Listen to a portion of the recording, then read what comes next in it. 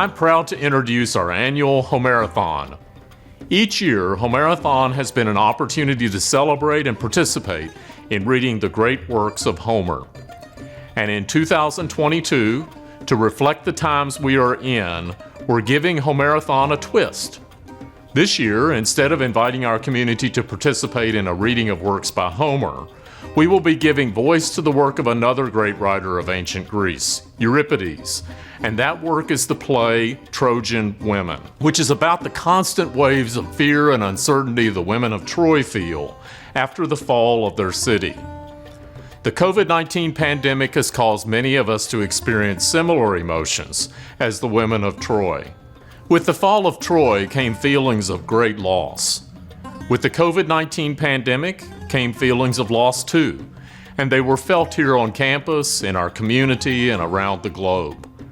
Perhaps, through reading this, we can reflect on this recent time and find greater meaning in our personal and our shared human experience. Thank you for joining for the 2022 presentation of Homerathon.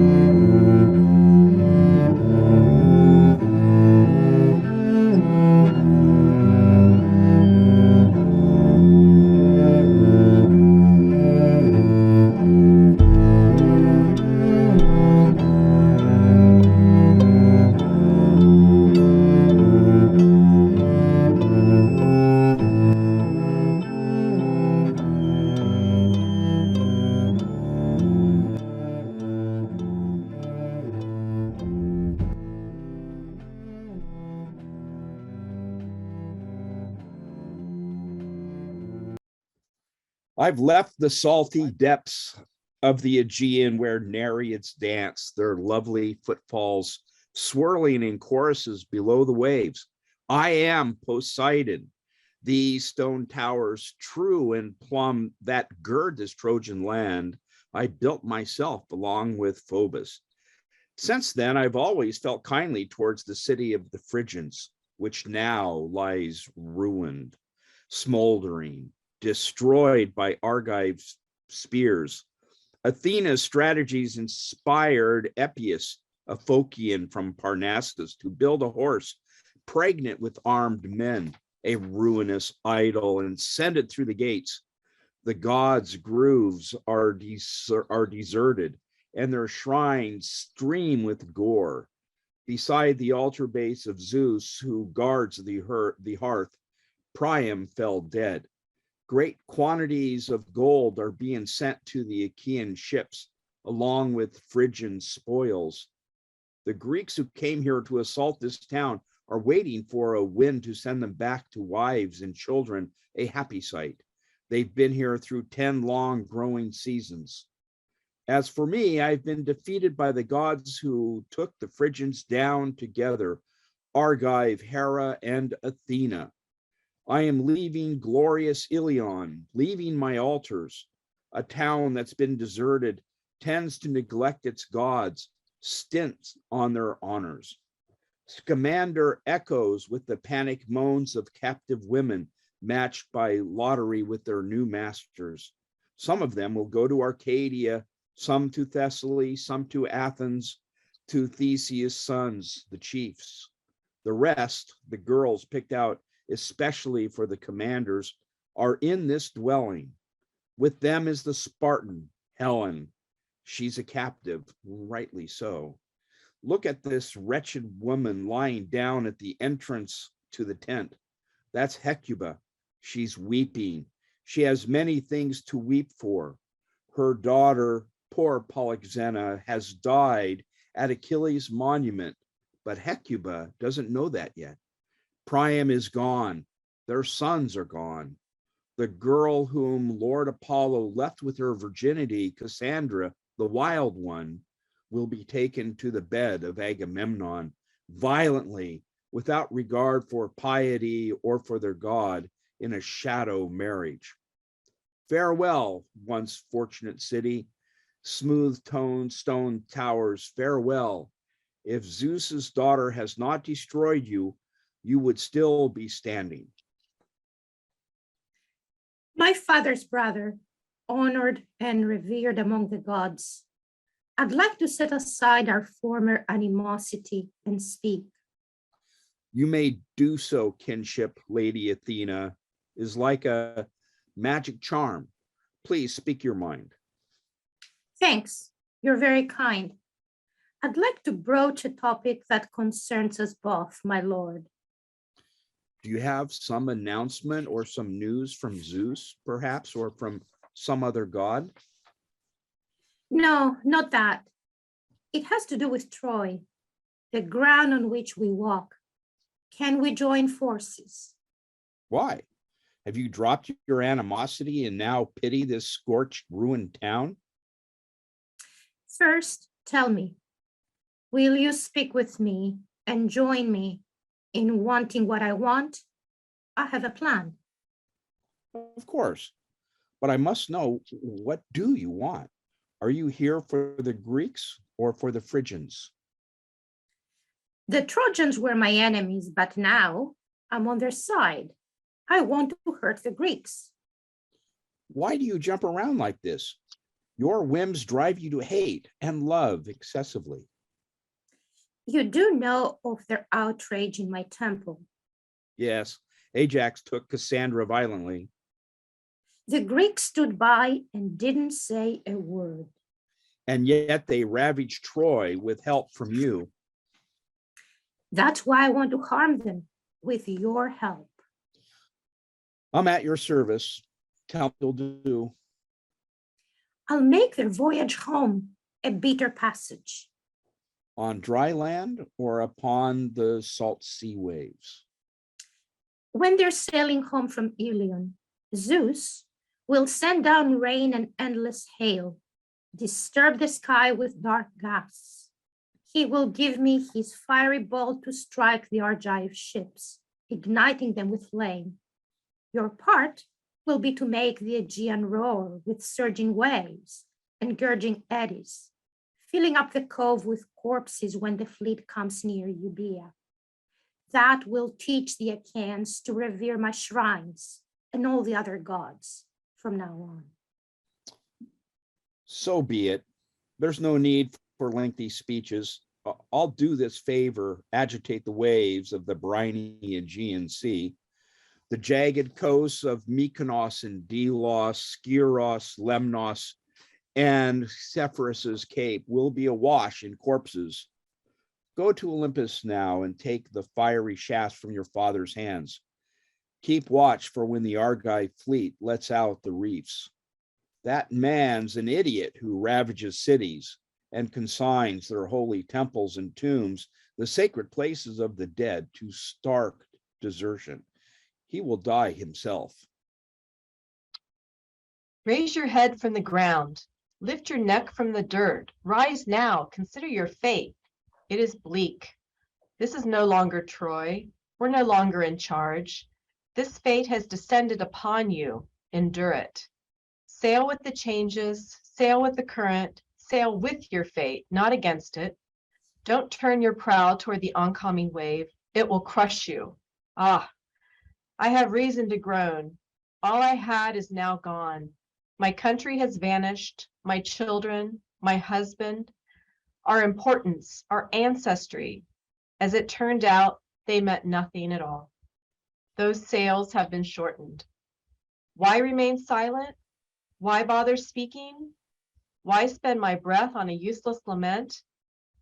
Unhappy me for the fate that's descended heavy upon me, forcing me down to sprawl on my back. This is brutal, my head and my ribs. How I wish I could roll from one side to the other, from starboard to port, shifts my spine, swirl through the swells of my tears and my keening. This is the muse that moves the forlorn to tell of their ruin, a tune with no dancing. Prows that were aimed toward Ilion, our sacred city, swift oars that swept through the violent tinged sea, through the gentle harbors of Hellas, to the tune of the hateful paean that flowed from the flute and the gentle voice of the Syrinx. When you came to the Bay of Troy, you let down your woven Egyptian cables. You came for Menelaus's wife, the hateful one. She's a disgrace and an outrage to Castor, to Sparta. She is the slayer of Priam, who sired 50 children, and she is the one who has driven Hecuba, poor me, onto these shoals. I am ruined. I am shattered. Alas for my station. This place I must take by the rent of Agamemnon, a sorrowful slave, an old woman whose head has been pitifully ravaged. I'm dragged from my home. Poor wives of the Trojans, whose weapons once flashed with the brightness of bronze. Poor brides with your woeful weddings, now Ilion smolders. So hopeless our moans. I'll begin our cacophonous chorus, set it in motion, just like a bird leading her chicks, but our song is so changed. Nothing at all like it used to be once, with Priam still holding the scepter. I'd lead the dancing, the footfalls all striking in rhythm to honor the Phrygian gods. Hecuba, what are you saying? I heard your cry from inside, and I'd like to know, what does it mean, this pitiful plaint? Fear darts through the breasts of the women of Troy who are gathered inside, bewailing our slavery here in this tent. The Achaeans, my dears, are heading for their ships already. Their hands are reaching for the oars. Is it already time to be led to the ship, leave my country behind? What is it they want? It looks like our ruin. I don't know. Oh no, oh no. Poor daughters of Troy, come out of your house to hear of your heartache. The Argives are preparing to go home. Oh, sorrow, sorrow. Don't send Cassandra out here. The Manai, the Bacchante, to be shamed by the Argives, to pain me, to hurt me still more. Oh no, oh no. Unhappy Troy, you have vanished. Unhappy are those who are forced to leave you, those who are living and those who have been crushed. Trembling, I've left Agamemnon's tent to hear what you're saying, my queen. Are the Argives, alas, intending to... Or are they on board their vessels already, preparing to go, to push through the waves with oars at the sterns? I have come here, my dear, in terror, shaking hard. Awake since the dawn, my soul's been stunned with fear. Has a messenger already come from the Greeks? Tell me, where will I sleep? Whose slave will I be? The lottery will be soon, I suppose. Oh no, poor unhappy me. Where will I be led? To Argos? To Phthia? Or to an island far away from Troy? Oh, torment, torment. Where will I serve as a slave? A white-haired crone? A drone? I look just like a corpse. I'm the image of the dearly departed. Ah me, ah me. Maybe I'll stand in a doorway, a withered old sentry, a babysitter. I, who was honored as sovereign of Troy. What piteous cries could you find to bewail this insult? Never again will Mount Ida be called my home as I weave at the loom. I'm taking my very last look at my parents' house, my very last look. More heartache awaits. I'll be brought to the bed of a Greek. May that night and that fate both vanish. Or at Rene, a pitiful servant, be sent with my pitcher to fill up at the streams of the sacred spring. I hope I will go to the glorious land of Theseus, blessed by fortune. Keep me away, I pray, from Helen's hated home beside the eddies of Eurotas, where as a slave I would meet Menelaus, the ravager of Troy. I've heard that the sacred terrain by Peneus River, beautiful base of Olympus, is fruitful, prosperous, plenteous, rich. That place would be my second choice if I cannot go to Theseus's land, that hallowed terrain. And I hear that Hephaestus's isle facing Carthage, the land of Etna, Sicily, mother of mountains, is often announced as the homeland of those who are crowned for their excellence. And so is the country right next to the blue Ionian Sea, which crowds streams that tinge the hair with flecks of golden fire. Beautiful torrent that blesses a land well known for the outstanding men who call it home. Look, a messenger's coming this way from the Greeks, a steward of news from the army, his footfalls hitting the ground with great speed. What report will he bring? What's the word? We must listen. We're already slaves of the Dorian land. Hecuba. You see, I know your name. In times past, I brought messages quite often to Troy from the Achaean army. I'm Talthybius, you know me, and I'm here with news to report. Oh, my dear friends, dear women, this is what I feared for a long time now. The lots have now been drawn. Was that your fear? Oh, will it be a city in Pythia, in Thessaly, or in the land of Cadmus? You're not all together. Each allotment's separate. Who received whom? Which woman of Troy will be fortunate in her fate? I know. I'll tell you. Listen, one at a time. Tell me, who received my daughter, unhappy Cassandra? Agamemnon picked her out specially. Oh no, as a slave for his Spartan wife? No, for his bed. A kind of shadow marriage. But she was Phoebus's virgin, and that was her prize of honor. An unbedded life was granted to her by the golden-haired god. The arrows of desire struck Oh, Agamemnon. my child, fling down your hallowed boughs and sacred garlands that you wear. Yes, a royal bed is quite an honor. What about the child you took from me most recently? Where is she? Polyxena, you mean, or someone else? Polyxena, to whom was she yoked by the drawing of lots? She has been stationed at Achilles' tomb. Alas. Alas, the child I bore, a grave attendant. Tell me, my friend, what law of the Greeks decreed this? What custom? Count your child blessed. All is well with her. What do you mean? Does she live? Can she see the sun? Her fate releases her from all her struggles. And the wife of Hector, skilled fighter in bronze, poor Andromache, what is her fortune? Achilles' son picked her to be his prize. What about me? Whose servant will I be? An old woman who hobbles three-legged, a staff in my hand. Odysseus, Lord of Ithaca, drew your lot. Oh, sorrow, sorrow. Batter my short head, drag my nails across my cheeks. Oh no. I've been designed as a slave to a loathsome foe of justice, a wild beast, deceptive and lawless, who twists with his double-edged tongue everything this way and that. What was loved becomes hated when he's had his way with it. Weep for me, daughters of Troy, it's over.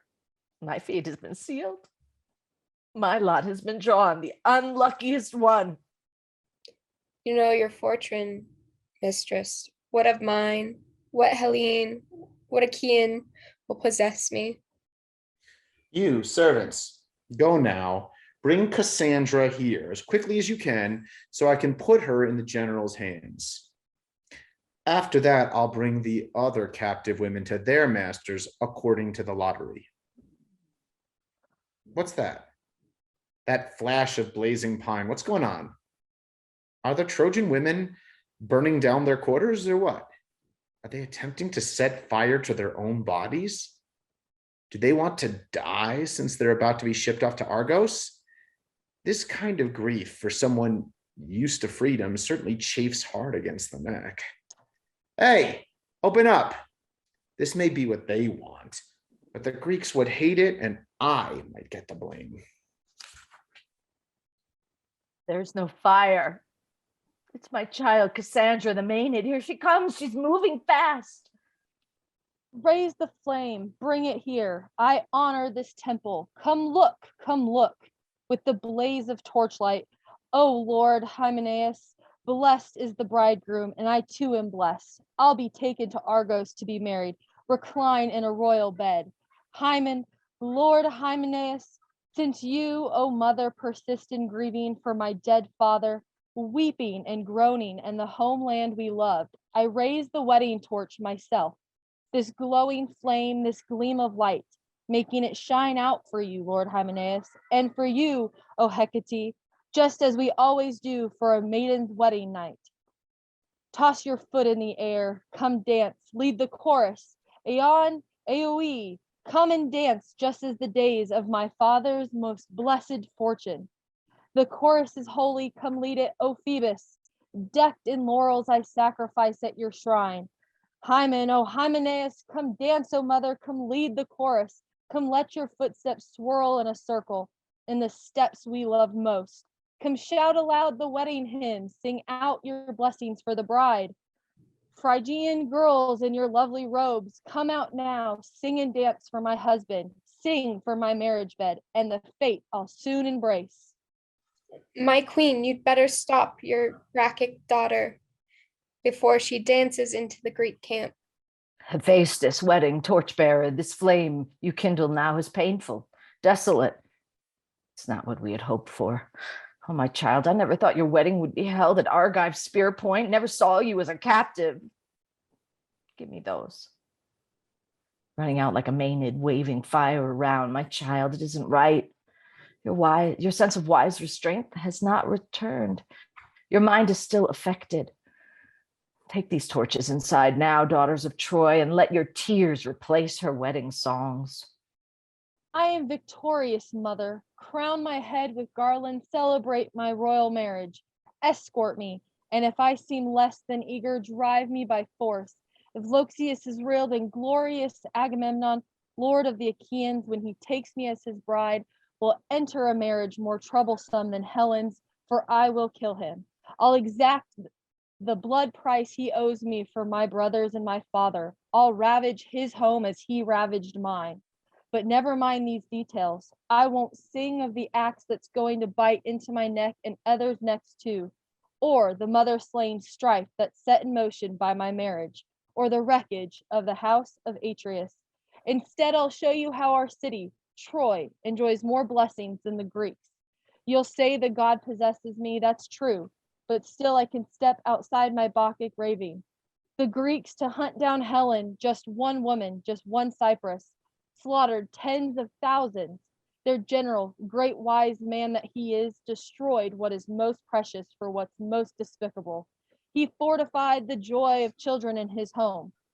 For all his brother and a woman who was willingly abducted, their borders weren't attacked, the lofty towers within their fatherland were never taken, and yet they perished, man by man, beside Scamander's banks. The war god claimed his victims. They didn't see their children, and their wives could never wrap them in their burial robes. They lie in foreign soil, while at home widows died alone and parents lost the children they had raised in vain. No one was there to offer blood gifts at their graves. The Trojans, on the other hand, have won the greatest glory. Man by man they perished, fighting for their country. Yes, the spear claimed many victims, but all were carried back to their homes by loved ones, wrapped for burial by kindred hands and covered with earth in their own fatherland. The Phrygians who didn't die in battle spent their days with wives and children, cherishing the joy denied by the Achaeans.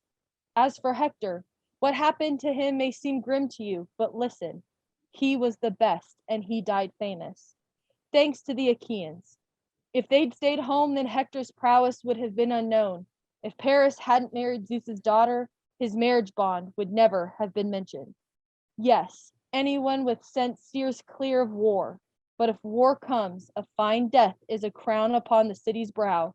The only shame is dying is to die disgracefully. So, mother, there is no need to feel pity for our land or for the bedroom that awaits me. You see, with this marriage, I will rip to shreds the ones that we find most despicable. You laugh so sweetly at your own misfortunes. Your song and dance may not be on sure footing. You'll have to pay for talk like that, young lady. What a send-off for the generals. If Apollo hadn't robbed you of your wits. The ones considered wise, as it turns out, the high and mighty, really are no better than nobodies. The Scion of Atreus, for example, the greatest lord of all the Greeks, succumbed completely to desire for this. Super. Mated girl, he picked out specifically. Poor simple man that I am, I wouldn't want her, at least not in my bed. As for your praise of the Phrygians and reproaches of the Argives, you're not in your right mind, so I dismiss them. The wind can sweep away your words. Come on, follow me to the ships. The general awaits his lovely bride. And you, whenever Laertes' son shows up for you, go with him. You'll be his wife's servant. Her wise restraints well known among the troops who came to Ilion. Oh, what a clever servant. This class of men is universally detested. Tell me, how did they earn the title messenger? These errand boys of tyrants and of cities? My mother, you say, will go to Odysseus's palace. What about Apollo's prophecy that she'll die here? The rest I will not mention. I won't give voice to scandals and reproaches. Poor man, he doesn't know the suffering in store for him. My troubles and the Phrygians will seem like gold to him before he's done. After 10 years, on top of these years here, he'll come back to his fatherland alone, where terrible Corybitus haunts the narrows between the rocks. He'll face the mountain-dwelling Cyclops, eater of raw flesh, and Circe, Ligurian charmer who changes men to swine, and shipwreck in the salty waters. Desire for Lotus and Helios undefiled cattle, whose bloody flesh will seem to have a voice, a bitter message for Odysseus. I'll make this short. He'll go, alive to Hades, and then when he's escaped the deep sea waters, he'll find 10,000 troubles back at home. Tell me, though, what is the point of standing here and letting fly prophecies? Forget about the struggles of Odysseus. Let's go right away. I'll meet my bridegroom in the underworld. Evil man whose deeds appear so high and mighty, you will be buried shamefully at night, great warlord of the Grecian host. As for me, my naked corpse cast into a ravine will ride swollen rills of snowmelt past my bridegroom's resting place until feral dogs discover it and tear apart Apollo's servant. Emblems of frenzy for the god I love, farewell, farewell. Festivals I reveled in, I've left you far behind. The breeze sweeps away the garlands I have torn asunder from my brow. While my body still is undefiled, I fling these gifts to you, Lord of prophecy. Where must I go now? Where's the general ship? Let's not waste time. Keep watch. A breeze might come to fill your sails. When you take me from this land, you're bringing home one of the three Furies. Farewell, mother, do not cry. Beloved fatherland, brothers buried in the earth, and father who begot me, soon you'll receive me when I join the dead. I'll be victorious. I will ravage my destroyers and wreck the house of Atreus. Aren't you watching, Hecuba? She's fallen to the ground without a word. Poor ancient thing. Don't just stand there, lift her up. She's fallen. She's an old woman. Help her stand up straight. No, girls. Just let me lie where I have fallen. Kindness that's unwanted is not kindness. Falling down befits my situation for the things I suffer now and all I've suffered and all that I will suffer. Oh, gods. I know the gods are worthless allies all the same. We call on them when evil fortune strikes. It's what we do. So first I want to sing of all the good things I have known. That way I'll stir up greater pity for the sorrows. I was royal. I married royalty. The sons I bore were excellent. By no means useless rank and file. They were the best of all the Phrygians. No woman in the world, Greek or barbarian, could boast of sons like mine. I saw them fall. struck down by the Greek spear. I cut this hair of mine besides their tombs. And with these eyes of mine, I saw their father, Priam, who engendered them, assaulted and butchered at the altar of our home. Yes, I was right there weeping when he died. Our city fell before my eyes. The daughters I raised in hopes of giving to distinguished husbands, of bridegrooms picked out specially. I raised them. Now it seems for someone else. They were taken from my arms. I don't expect that we will ever see each other again. And here's the capstone to my wretchedness. Old woman that I am, I will arrive as a slave in Greece. They'll load me down with tasks unsuitable for someone my age. I'll keep the keys, a servant in the doorway. I who bore Hector, or I'll make their bread. I who had a queen's bed in the palace will rest my shriveled carcass on the ground, my tattered body wrapped in tattered robes, so shabby. I who once was prosperous, so much misfortune, all that I have been through and all that lies ahead of me, all this because of just one woman and her marriage. Cassandra, oh, my child, bound to the gods by Bacchic frenzy, circumstances robbed you of your chaste dignity.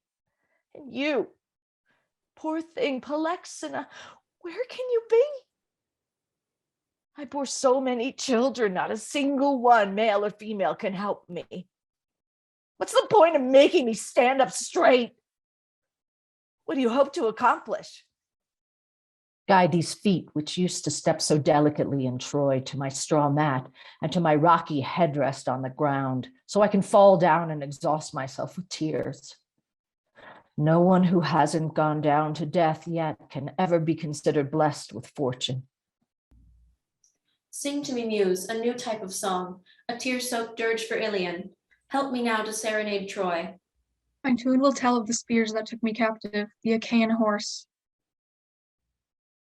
Four-legged wagon that brought my destruction, left outside the gates by the Argives, adorned with gold, enclosing within it the roar that would reach high heaven, packed with armaments. The Trojan people stood up on their rocks and shouted aloud, "Come out, your struggles are over."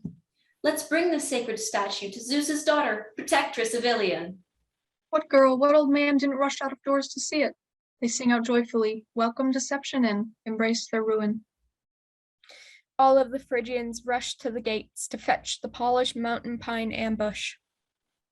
Belly sworn with Greeks, a favor for the unbroken goddess, mistress of immortal foals. They hauled Troy's ruin to shore like a black ship, threw the linen cables around it, and drew it in. They placed it in Pallas's shrine as a gift for her. They cut Steve's throat. When darkness fell on their struggles, their joy, the Phrygian tunes poured forth from lotus wood flutes. While the maiden stepped in rhythm and raised the shaft with each stride in a beautiful and rich choreography. Melody wrapped in movement as fire's black radiance glowed in the hearth of every sleeping home. I was at the temple then, singing and dancing in chorus for Zeus's daughter, Virgin of the Mountains. A bloody cry went up in the city and held Pergamon in its grip. Cherished babies threw their arms around their mother's robes in terror.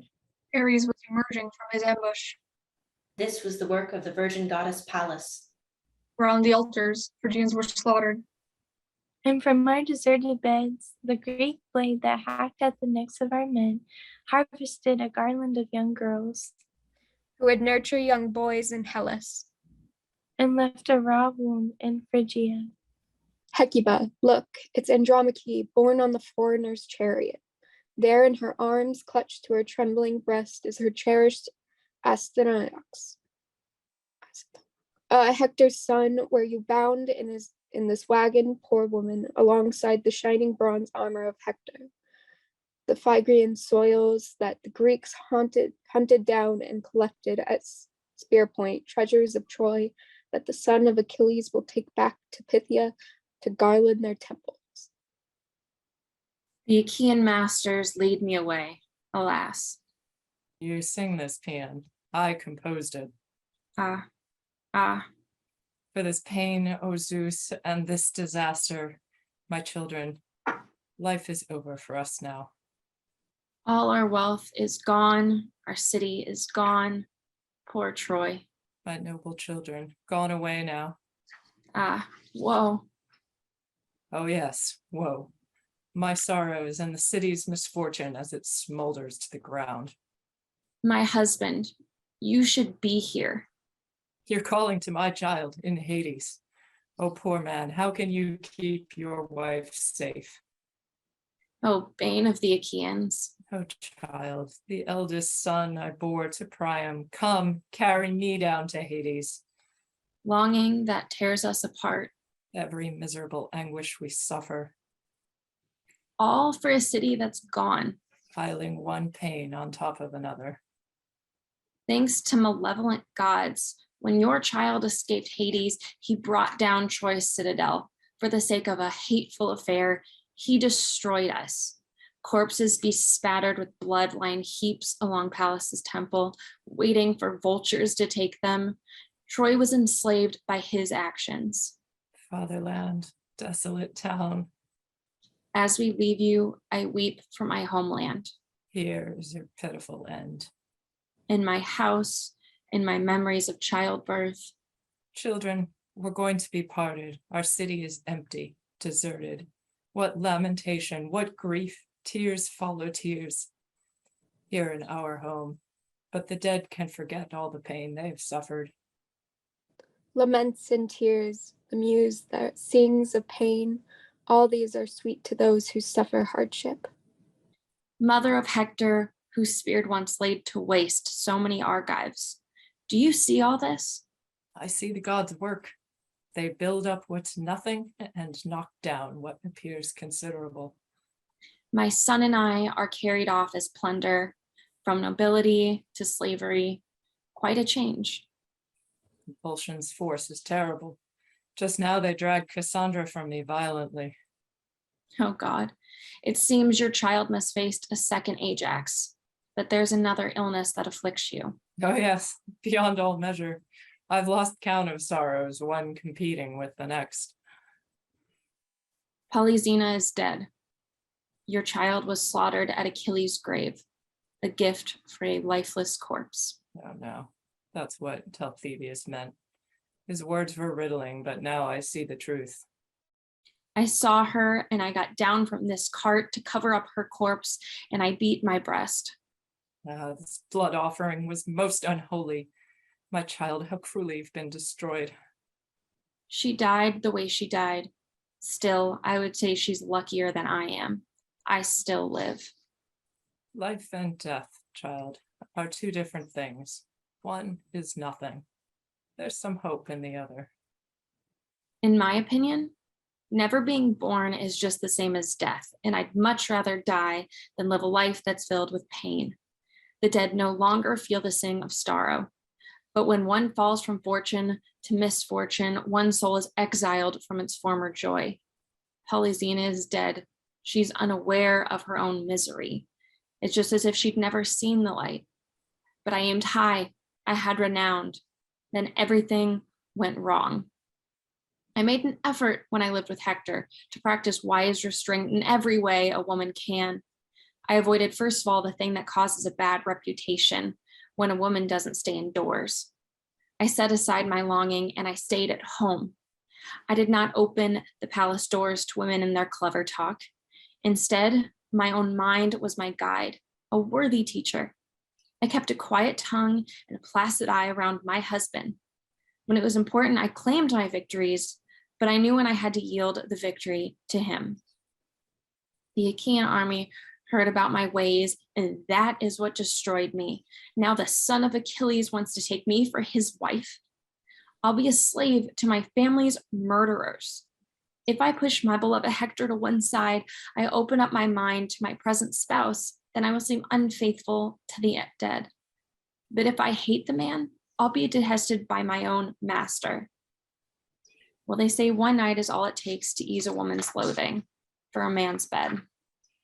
I cannot stand a woman who finds a new bed, loves another man, forgetting all about her former husband. Even a filly balks at pulling the yoke when separated from her usual partner, and yet a beast has no intelligence, no speech. By nature, it's inferior.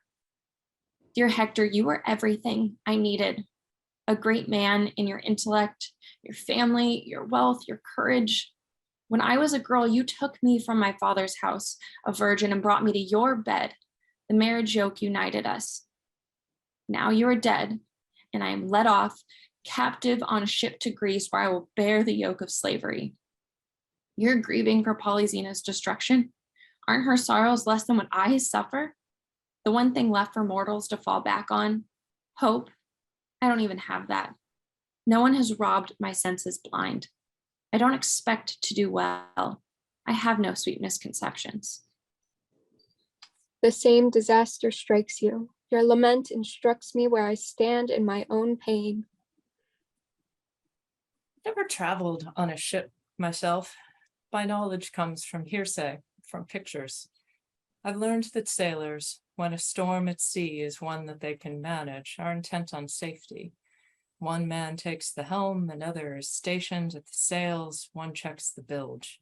But when the sea is wildly agitated, too much for them to bear, they just let go, ride the waves.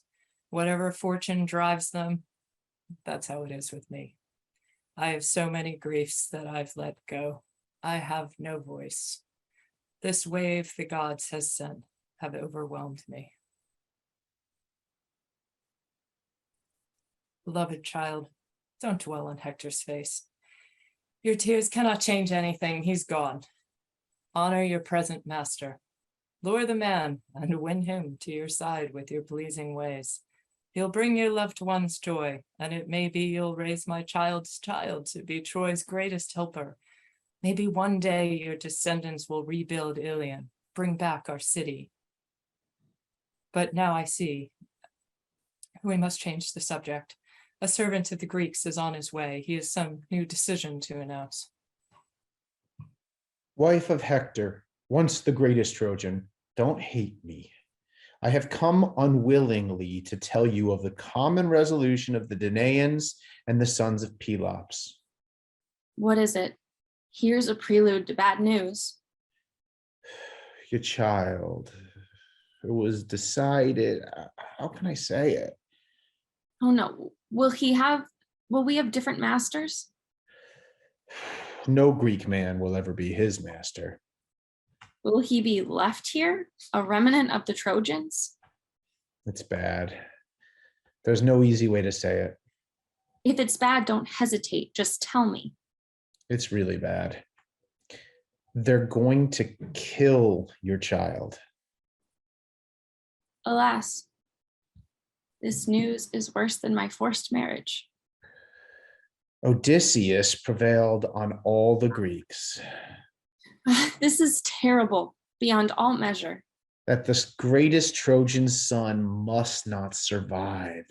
I hope that plan prevails for his own child. But he must be flung down from the towers of Troy. Proceed as follows. This counsel seems much wiser. Don't cling to him. Grieve nobly for your sorrows, and since you have no strength, do not suppose that you have any power. Look around. There's no safety for you anywhere. Your city is destroyed, your husband's dead, and you're defeated. We can certainly hold our own against a single woman. For all these reasons, please don't be in love with conflict or do anything that's shameful or anything that will create resentment. Don't fling curses at the Greeks. The army, if your words make them mad, will not take pity on this child or allow him to be buried. But if you handle your misfortune well, if you stay quiet, you won't leave his corpse unburied. You'll get more favorable treatment. Oh, dearest child, honored all too much. You'll leave your wretched mother all alone, killed by your enemies. A noble father for all others means security. In your case, it will mean your death. Your father's eminence and goodness were, for you, inopportune. My baby, are you weeping? Can you feel these sorrows? Why do you clutch at me and cling to my robes just like a little bird who's burrowed under my wing? Hector will not come back from beneath the earth, his glorious spear in hand to promise you security. Nor will your father's family, nor the Phrygians in all their strength. You'll fall from a great height, a desolate and pitiless descent, and snap your neck. Your windpipe will be smashed. My precious little armful, dearest boy, oh, the fragrance of your skin.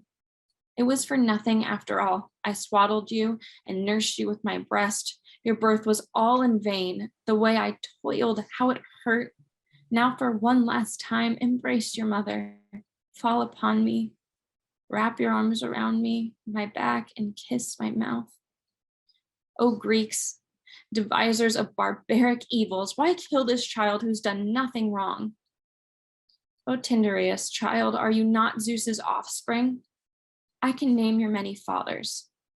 First, a vengeful curse, and then resentment, murder, death, and every evil that is nurtured by the earth. I'm certain Zeus did not engender you, the doom of so many barbarians and Greeks. May you die, your lovely eyes destroyed, the glorious plains of Phrygia. It was shameful. All right then, if it's to be decided, take him, fling him from the towers, devour his flesh. The gods are our destroyers. We cannot protect this child from death. So cover up my wretched body, fling me onto the ship. This is a lovely marriage ceremony I'm going to now that I've lost my child.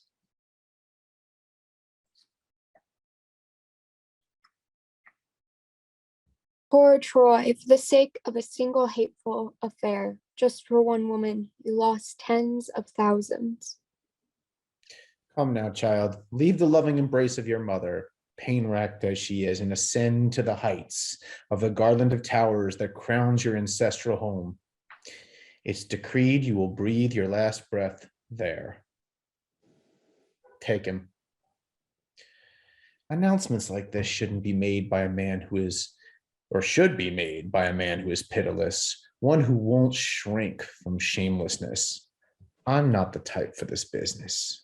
Oh, child, little son of my poor pain-racked son, your life has been plundered away from your mother and me. There's no justice. What will happen? What can I do for you, unlucky boy? I give you these blows to my head and my chest. It's all I can do. Oh, my city, alas, what have we not suffered? What is there left between us and immediate total destruction? Meadowed Salamis, island encircled by waves, so close to the sacred hill where Athena displayed a spray of silver green olive, her heavenly garland, a gift and adornment for glistening Athens. Telamon, ruler of Salamis, you came here, you came from Greece, with Alcmene's son, the marksman, long ago. Questing for excellence with him, to ravage Ilion. Ilion, our city, our home. Then, when he first led the flower of Hellas to Troy, when he'd been denied the fulls that were promised to him, he stayed his oar and he moored his ships, there by the Simois' beautiful streams.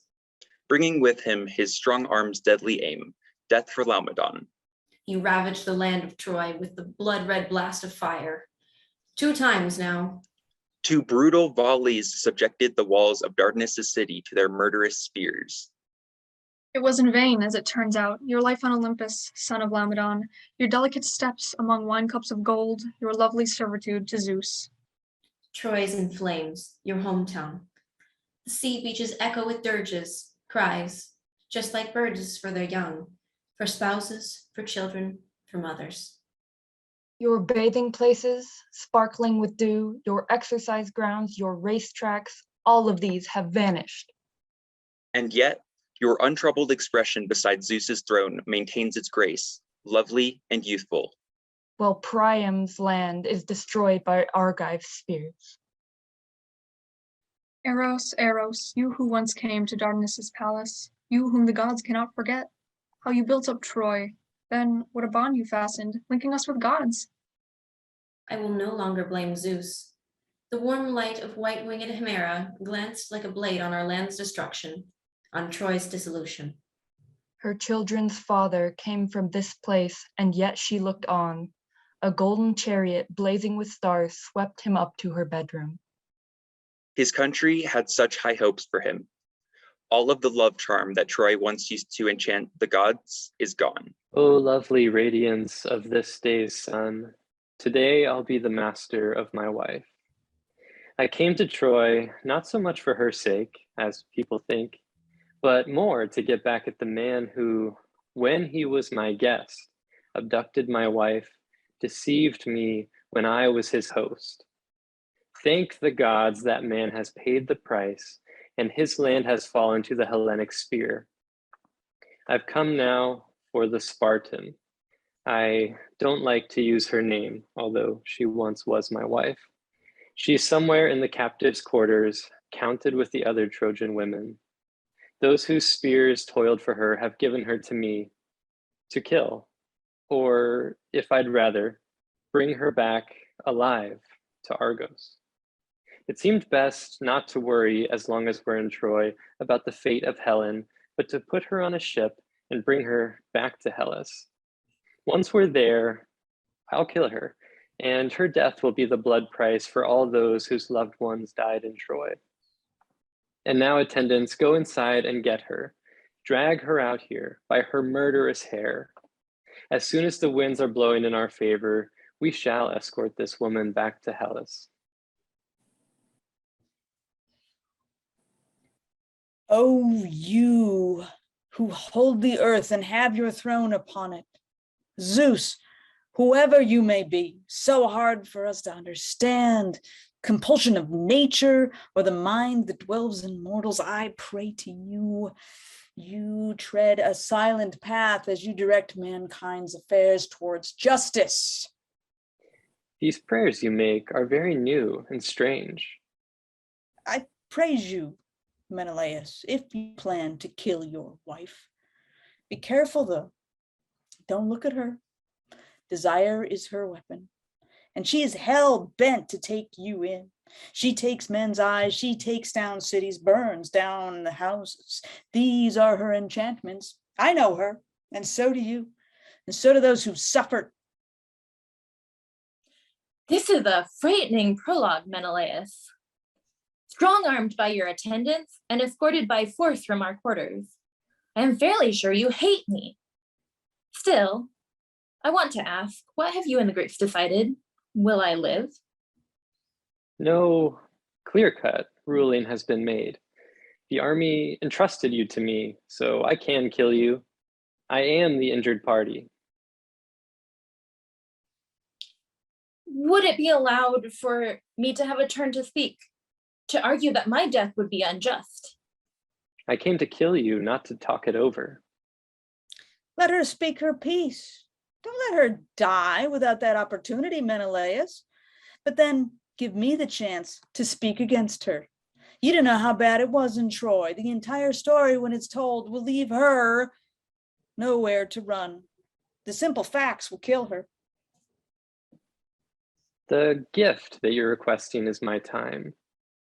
All right then, let her speak. It is allowed. But you should realize I'm granting this because you ask, and not at all for her sake. I know that, whether I speak well or badly, you may not answer. You consider me your foe. For my part, I'll take up the charges I think you are going to make and answer them. First of all, this woman was the source of all our sorrows. She gave birth to Paris. Secondly, the old man is to blame for Troy's destruction, and mine. He didn't kill the baby in the bitter image of a firebrand, who was then called Alexandros. Now listen, here's what happened after that. 3 goddesses convened. He judged among them. The gift that Pallas offered Alexandros was to lead a Phrygian army and lay waste to Hellas. Hera promised him dominion over Asia and the lands within the boundaries of Europe, if he favored her. But Cyprus, smitten with my beauty, promised Paris me if he judged her the loveliest. The outcome was that Cyprus was the winner, and thus my marriage benefited Greece. You haven't been subjected to the spear or to the rule of barbarians. Lucky for Hellas.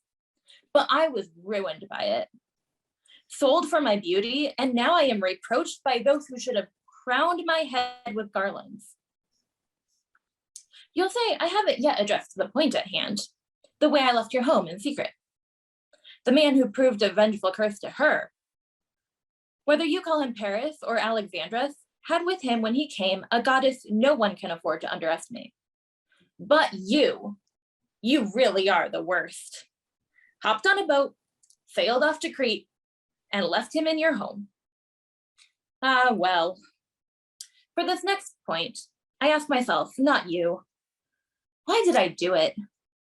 I was not insane, and yet I left home with a foreigner, your guest. Betrayed my fatherland and household. Go punish Aphrodite. Then you'll be more powerful than Zeus. He rules over all the other gods, but he is slave to her. I think that I can be forgiven. Now here's a special point that you might raise. When Alexandrus died and went below the earth, my marriage, the god's own handiwork, was over, so I really should have left the house. And gone to join the Argive ships, and I tried to do just that. As witnesses, I call the watchmen on the walls and towers. They often caught me trying to escape on a braided rope slung over the battlements. My new husband, Deiphobus, restrained me by force. The Phrygians would have let me go. How then would it be just for me to die at your hands, my husband? How would that serve justice? He forced me into marriage, and I gained bitter enslavement as my victory prize. If what you want is to overpower the gods, then you're a fool. My queen, defend your children and fatherland. It's up to you to rip her arguments to shreds. She's so persuasive. She speaks well, but she's evil. She's a terror. First of all, I'll prove myself an ally of the goddesses, exposing the injustice in what she said. I don't believe that Hera and Pallas Athena have so little sense that they would put the cities that they love up for sale. Argos handed over to barbarians, or Athens enslaved to Phrygia. Never. What would bring them to Mount Ida? A beauty contest? Would they go play dress up like little girls? Is Hera so in love with glamour? Why, to get a better husband than Zeus? And was Athena hunting down a mate, the goddess who implored her father to let her stay a virgin, free from wedlock? You shouldn't try to burnish your own faults by claiming that goddesses are fools. I doubt that you'll persuade the wise. You say that Cyprus came to Menelaus's house, together with my son. Oh, that's a laugh. Couldn't she have moved you and the whole population of Amyclae to Troy without ever leaving heaven? When you saw my son, whose beauty was incomparable, your own mind was your aphrodisiac. Yes, Aphrodite is another word for all of human idiocy. No wonder the letters of her name can also spell atrophied. She atrophies the brains of fools. You saw his clothing, bright with gold. His barbarian finery was enough to drive you out of your mind. In Argos, you may do with little, and you hoped that you could trade Sparta for our Phrygian town, already awash in gold, and make it overflow with your extravagance. Menelaus's palace was not outrageously luxurious enough for you. Ah, well, you say my son used force to take you. Did anyone in Sparta observe this? Did you cry out loud for Castor to save you or his twin? They were still there, Not yet among the stars. You came to Troy, the Argives hard upon your heel. The contest of spears was underway, and men were falling. If you received reports that Menelaus was winning, you would praise him just to taunt my son, to cause him pain, to make him think that he had a great rival for your love. But if the Trojans had the upper hand, this man was nothing. Fortune guided you in everything. You never chose to follow excellence. Instead, we kept you here against your will, you say. You tried escaping, throwing braided ropes down from the towers. I don't recall that you were ever caught trying to knot a rope around your neck or sharpening a dagger. Don't you think a noble woman would respond that way if she were longing for her former husband? And yet quite often I advised you, daughter, depart from here. My sons will marry others. I'll help you. I'll escort you to the ships myself. Please save the Greeks and us from battle. You wouldn't listen. My suggestion was a bitter pill that you refused to swallow. The life you led in Alexandros' house was outrageous. You expected adoration. You wanted to see barbarians bow down before you. Yes, that meant the world to you. And after all you've done, you step outside, dressed up so beautifully. You stand right there before your husband, look him in the eye. I spit on you. You're an abomination. You should have come out humbled, dressed in rags, shaking with fear. Your head shaved. All the wrongs you've done up to this point should make you want to show a little wise restraint instead of this shamelessness. Menelaus, here is my conclusion. Kill this woman, and you'll crown the brow of Greece with victory. This act is worthy of you. Make her an example to other women. Lay this down as law. If you betray your husband, you will die. Menelaus, show that you are worthy of your house, your ancestors, and make your wife pay the price. Remove the blame that Greece has laid on women. Your nobility will shine forth as your enemies look on. Your reasoning and mine have coincided. She went from my house to a stranger's bed willingly. She brings in Cyprus now as a way of boasting. Go and find the men who will stone you. Let their death be a requital, however small, for the endless toil and struggles of the Achaeans. You'll learn not to disgrace me. Don't kill me. By your knee, forgive me, please. The gods brought this affliction. Don't blame me. This woman killed your comrades. Don't betray them. I beg you for their sake and for their children's. Old woman, that's enough. I pay no mind to her. I ask my servants to convey her to the ship's sterns. From there, she'll go by sea. Take care that you do not sail in the same vessel. Strange advice. Why not? Has she gained weight? A man in love will stay in love forever. Depending on the beloved's state of mind. So be it, as you wish. She will not go in the same boat with me. Yes, you have a point. When she arrives in Argos, evil woman, she'll meet the evil death that she deserves. She'll send this message to all of womankind: practice wise restraint. This is not easy, but her destruction, it will frighten others, even the more shameful ones, out of their idiocy. Zeus, how could you? The fragrant smoke that rose from Ilion's altars, the bright flame, batter sizzling in oil, clouds of myrrh in the air, all this you betrayed.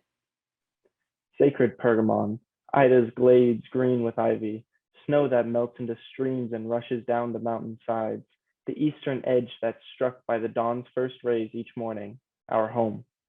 Our luminous, hallowed land.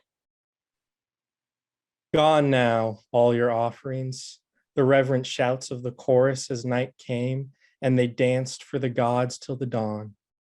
All the Phrygians, golden statues, the hollowed moons, all these are gone. My lord, do you care? I'd like to know. I'd like to know. You sit upon your throne up in the heavens, high above us, while blinding flames take the city down. O my husband, you have perished, and you wander, my dear friend, unburied, your corpse never washed. And I'll be sent away, shipped overseas in a vessel that darts through the waves on its wings to Argos pastures, where the people live behind cyclopean walls, stones piled to the sky. Our children stand beside the gates, too many to count, streaming with tears. They cry, the Achaeans, mother, are you taking me away? All by myself? You won't see me anymore. On a dark ship bound for sacred Salamis, or for the peak there at the isthmus, the steep double lookout that stands high above the portal to Pelops' domain. May the bark of Menelaus in the middle of the sea be struck down, its center by fire, the sacred bolt that Zeus hurls with both hands as I'm taken away, all in tears from my land, from Ilion to be a slave in Greece, while she lifts the golden mirror up to her face, delighting in it like a girl, the daughter of Zeus. May he never ever reach his home, back in Sparta. May he not see his fatherland ever again, or his hearthstone, or the town of Patane, or the goddess dwelling in gates made of bronze. He made a marriage of shame, that was hell for great Hellas, and harm for Simois' beautiful streams. Oh no, oh no. How our fortunes keep changing, each turn for the worse, more bitter, more strange. O unhappy wives of the Trojans, behold, the Danaians are bringing the corpse of Astyanax, whom they flung from the towers like a discus. There's just one ship still waiting, Hecuba. It's loaded up with the remaining spoils belonging to Achilles' son. It's ready to sail to Thea. Neoptolemus himself has left already. He got word that Peleus was facing strange new troubles. Acastus, Peleus' son, has cast him out of his own country. Rather than indulge in any delay, Neoptolemus is gone. So is Andromache. As she set out, I couldn't stop crying at the way she spoke to Hector's tomb and wept for her fatherland. She asked that this corpse receive a burial, your Hector's child, who fell down from the walls and lost his life. She wants this bronze-backed shield, which this boy's father carried into battle, to strike fear into the Achaeans' hearts, not to be brought to Peleus' hearth, nor to the bedroom where she'll be a bride, but to the child's grave, to cover him in place of cedar wood and stone. She asked that he be placed in your arms. You'd take care as much as you are able to wrap the corpse in burial robes and garlands. Her master's haste prevented her from giving him a grave. As for us, as soon as you've adorned the corpse, we'll cover it with earth, and then we must set sail. Please, carry out these orders as quickly as you can. I've freed you from one toil already. As I crossed Scamander, I bathed the corpse and washed its wounds. So now I'm going to dig a grave for him. Together, we'll get this done. Then board the ship for home. Hector's rimmed shield. Place it on the ground. This is a painful sight for me. Achaeans, your self-importance far outweighs your sense. What fear made you destroy this little child in such a strange, cruel way? Were you afraid that one day he'd revive our fallen city? Then, as it turns out, all your power meant nothing. When Hector's spear held sway and many others, we still were dying. Now the city's taken. The Phrygians have perished, and you're scared, terrified of a baby. I cannot praise a man who fears what he has not thought through. Your death was so unlucky, dearest one. If you had grown up and experienced marriage and become a godlike king, and then died for your city in your prime, you would have been blessed. That is, if anything about a death like that can be called blessed. But as it is, you do not comprehend the things you've seen, the things you might have had. Poor child, The towers of Loxias, the walls that were your patrimony, how they've shorn your scalp so ruthlessly. The curly hair your mother kissed and fussed with, torn apart, the shattered bone exposed, a grinning wound. I will not cover up the ghastliness. Oh, your hands, so sweet, so like your father's, but limp, detached from your small broken wrist. Oh, your dear mouth, how you used to boast as you clung to my robes. Oh, Nana, when you die, I'll shear a great big lock of curly hair from my head and lead a gathering of friends to salute your tomb. Oh, child, you lied to me. It's I, an aged woman who has lost her city and her children. I who bury you, though you are young, your wretched corpse. Alas, for all the times that we embraced, the times I cared for you or watched you sleep, all gone. What could a poet write one day upon your tomb? The Argives killed this boy once upon a time because they feared him. A shameful epitaph indeed for Greece. Oh well, your patrimony's gone, but still you'll have this bronze-backed shield to be your grave. Defender of great Hector's lovely forearm, you've lost the one who shielded you in turn. The imprint of his body on your strap is sweet, and oh, his sweat has left a mark on the rim, the sweat that often would drip down from Hector's brow when he would toil in battle and press the shield against his beard. Go now and bring ornaments for this wretched corpse, whatever you can find. Our fate and fortune do not allow us any great display of beauty, but you'll have whatever's mine. That man's an idiot who thinks that joy can be unchanging. By its very nature, fortune jumps around dementedly. No one ever really has good fortune. Look, these women have returned. They're bringing adornments from the spoils of Phrygia. Oh, child, your father's mother decks you out with finery taken from what once was yours. But this is not for any victory in horsemanship or archery, which the Phrygians honor and pursue insatiably. That woman who the gods detest withheld all these things from you. Helen took away your life, demolished your whole family. Oh no, oh no. You've touched me. You've touched a raw nerve. You whom I used to call the great lord of my city. I deck your body with this finery. These Phrygian robes you should have worn to Mary, the noblest girl in Asia. And you, dear shield, mother of 1,000 victories, when Hector carried you, receive this crown, for you die with him. Yet you shall live on, since you are far more worthy of being honored than the arms of clever, wicked Odysseus. Ah, me. Ah, me. The earth will receive you, child, to the straws of bitter wailing. Mother, give voice. Ah, me. To the dirge for the dead. Alas. Oh yes, alas, you'll never forget this sorrow. I'll treat the wounds I can with bandages. Bad doctor that I am, I have no skill.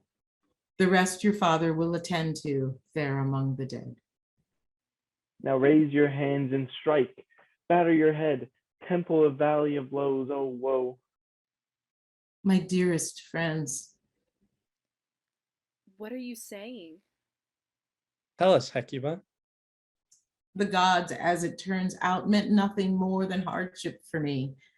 Of all the world's cities that they picked out Troy to feel their special hatred, we sacrificed in vain. But if some god has turned Troy upside down and hidden us beneath the earth, we would have disappeared. No song would tell our story, and the muses of future generations would not know us. Go bury his corpse now in his wretched grave. He has the ornaments he needs. He's dead. I don't believe it matters very much to the dead if they have lavish funerals. That's just empty ostentation for the living. Ah, ah, Oh, poor mother, the great hopes you had for your lives have been ripped into pieces. Poor child, you were born to a prosperous family, but now you have died a terrible death. Oh, oh, look up there in the heights of the town. Who are they, these men waving firebrands? something new, something strange, some cruel disaster is about to befall the city of Troy.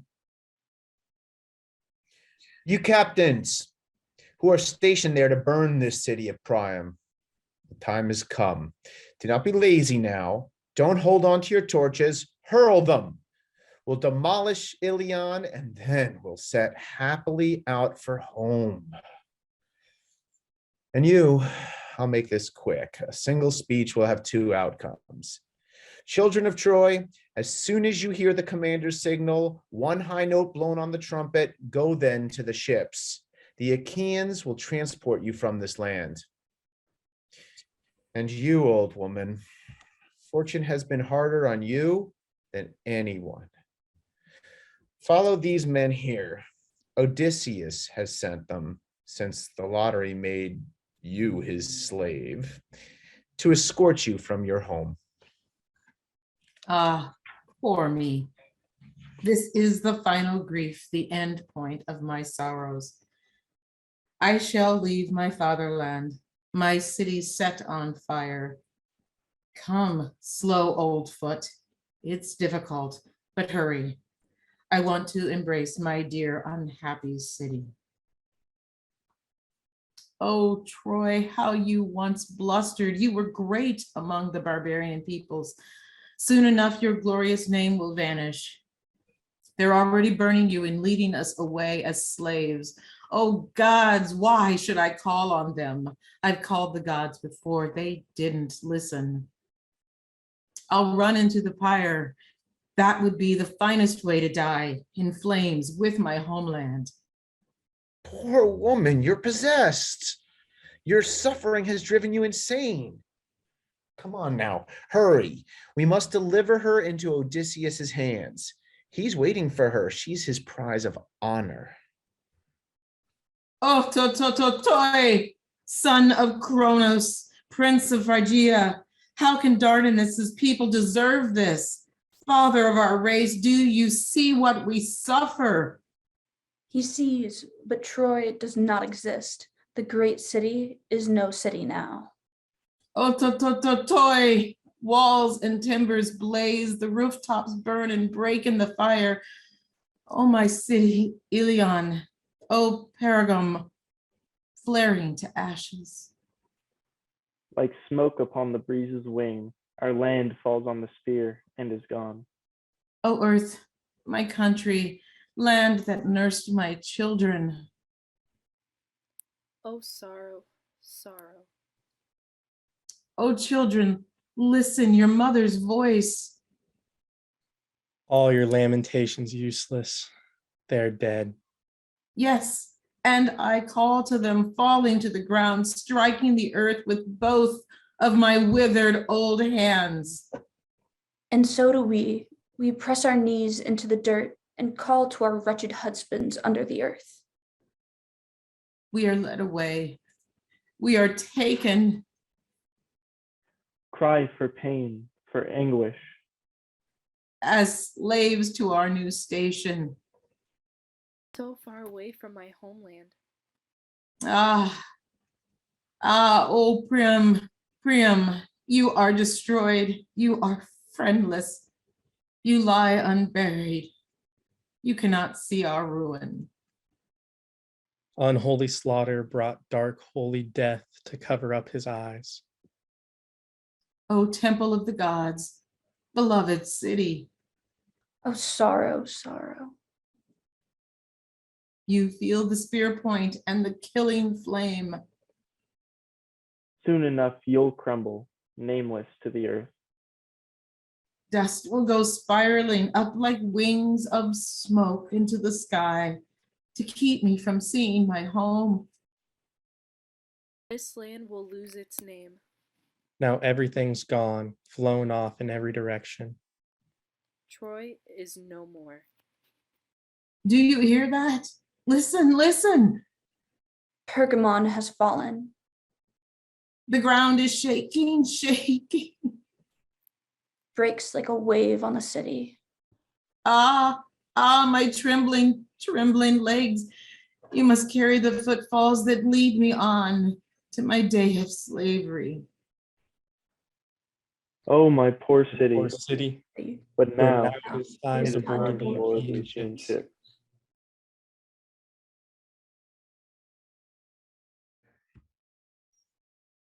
Well, that was Euripides' Trojan Women. As you heard, it was from, well, it's debatable, but 416, 415 BC, or BCE. And it was at a time where technically the Athenians were at peace, but they knew they weren't. War was going to break out at any minute, and it did, again with the Spartans. So you've got a strong fascist enemy. And we also have we Athenians, have just done what I think everyone in the universe would consider a war crime against the island of Milos, where the Athenians were watching a story that they're the bad guys. You know, Athens did to the island of Milos what the Greeks in this play were doing to the Trojans. Many of the people in the audience may have been saying to themselves, yeah, I know what that feels like. I had to do that yesterday. Well, not literally yesterday. But, and there might have been some people in the audience who are like Talthybius, who are saying like, yeah, my commander told me to do it and I followed orders, but that was really not cool. Anyway, it would have resonated. It was as political as it could have gotten to the Athenian audience at the time. We thought it was political because, you know, I don't think I coined this phrase, but, you know, Hecuba is just wave after wave of misery. And I think the phrase wave after wave fits us well in COVID world because it's wave after wave. And who doesn't struggle with it, right? And at least I can say from the point of view of a professor, yeah, I'd rather be an accountant for the past few years in terms of waves, but I'm glad that I'm not a student. It's worse, I think. So wave after wave, and it never ends. So we thought this was an appropriate politically relevant piece to do that ties in with the big Homerathon theme of, you know, the Iliad. So this plays between the Iliad and the Odyssey. And if you're paying careful attention and you know your Homer, you know that Cassandra, the person who no one believes, says exactly what's going to happen in the Odyssey and in the Oresteia, which was written before this, but where Agamemnon's going to come home and get killed and all the wanderings of Odysseus. And she sort of says this is going to happen. And everyone knew it was going to happen. But in the play, nobody believes her. Climate change, you know, whatever. You decide what you think nobody's listening to. And then the last point I wanted to make that makes this relevant, because we started thinking COVID and all the chaos, and well, and then we also started thinking about just the tensions of the city or the city-state we live in, the polis.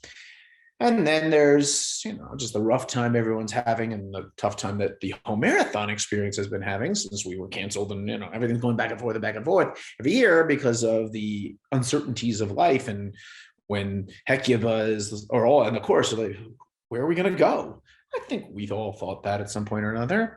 But I just wanted to say quickly, because, you know, you may have seen my beautiful wife, Laura, play her Hecuba, and that was taped literally hours after we all heard about the Roe, the decision of the overturning of Roe. And whatever your political affiliation, it seemed really relevant to have Hecuba, an older woman, say, you know, what boils down to, we women don't have any power. This is nonsense.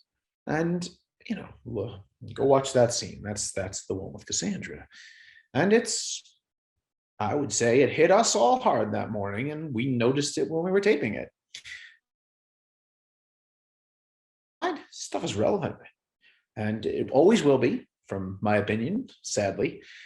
And hopefully you will see it be even more relevant, but hopefully not as bad, next year at Homerathon, the Iliad, where we're hopefully going to be live. And I look forward to seeing you all there.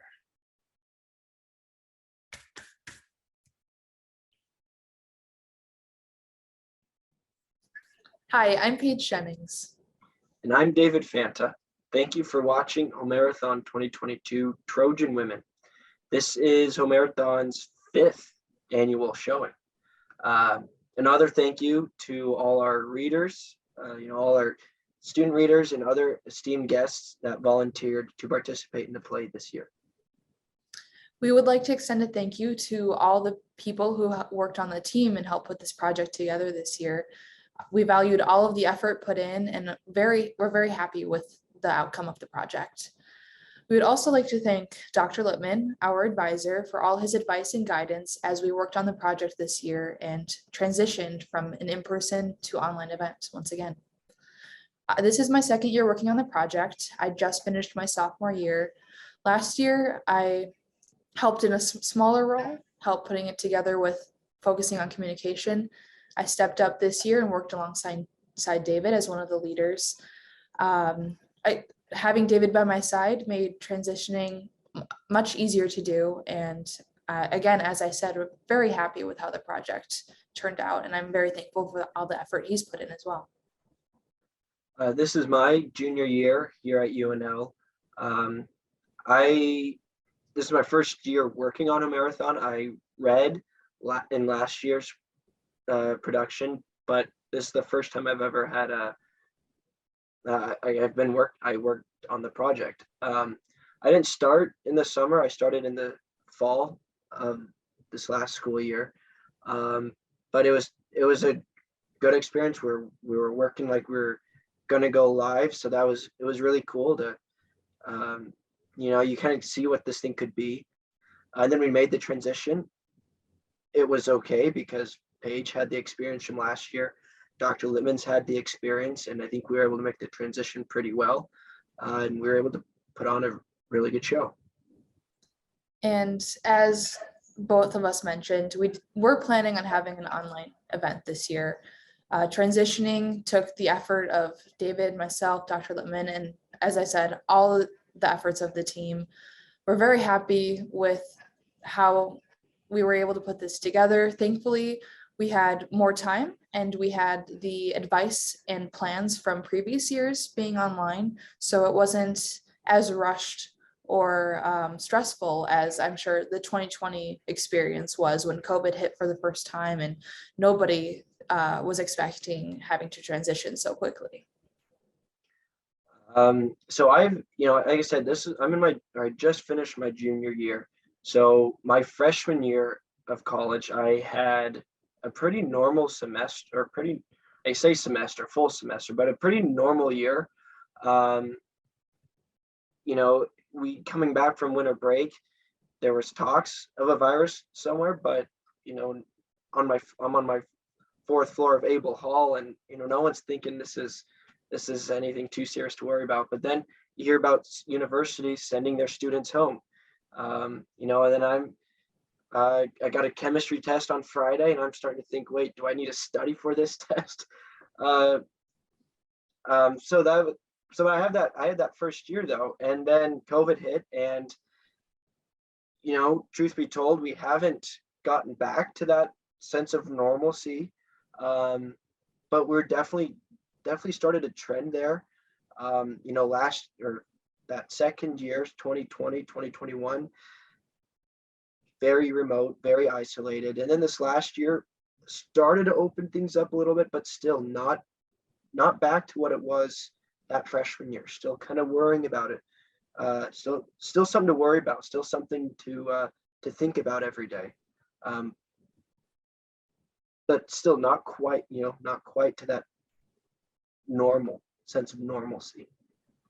Yeah, and last year was my freshman year, so I came in to college only knowing what it was like during COVID. Last year, it was very isolating, didn't have any classes in person, everything was online. And so part of why we chose Trojan Women this year was because we could kind of compare it to the collegiate experience during COVID.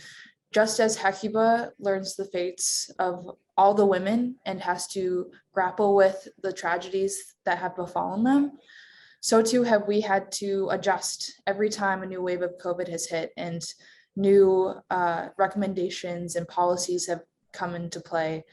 And just hoping to have an in-person experience, but over and over, kind of having to readjust back into wearing masks, having the barcode access to get into buildings, transitioning online to classes, which has been difficult. So again, that lens has been unique for us, and we felt that was why Trojan Women was appropriate this year. But moving forward, we are very excited and eager to hold Homerathon live and on the quad next year for the Iliad. Though we've been online for 3 years, the team cannot wait to be in person once again and welcome everyone back to provide the full experience of Homerathon and come back to what it was meant to be. So we hope to see you next year, and thank you again for watching Homerathon 2022, the Trojan Women.